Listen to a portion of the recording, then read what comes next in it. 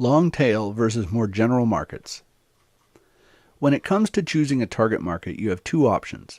You can either choose a long tail market that's tightly focused on a specific topic, or you can choose a more general market that covers a wider spectrum of topics. In this article, we're going to look at some of the pros and cons of each option. There's been a lot of talk about long tail markets in internet marketing over the last few years. Many niche marketing products recommend you target these types of markets for a couple of reasons. Number one, there's less competition, so you can get your websites ranked easier.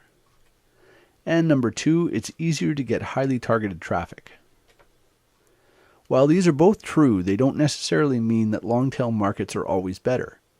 Less competition is fine, but if you're competing for a highly targeted niche, there may be a limited number of people you can actually reach. Even if you rank at the top of the search engines, it might not mean you'll be getting a flood of traffic. And along the same lines, while the traffic you'll get is probably more targeted, you may not get a lot of it. Having a limited pool of potential visitors means you can only scale up so far before you reach the maximum return. General markets, on the other hand, are harder to compete in since there are probably a lot of other marketers who are also targeting those same keywords and those same people. But because the market is so much larger, you'll have more potential for traffic and ultimately income. So how do you reconcile these two issues, getting easier, more targeted traffic versus more potential traffic? The best answer is to start with a targeted long-tail market and back into the larger market. For example, you might build a website that's going to target the weight loss market, but rather than going after weight loss right out of the gate, go after a smaller sub-market such as the paleo diet.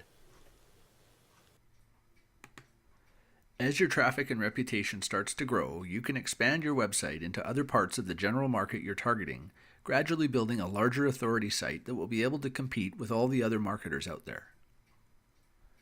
Always look at the long-term potential when setting up a website, not just the immediate potential.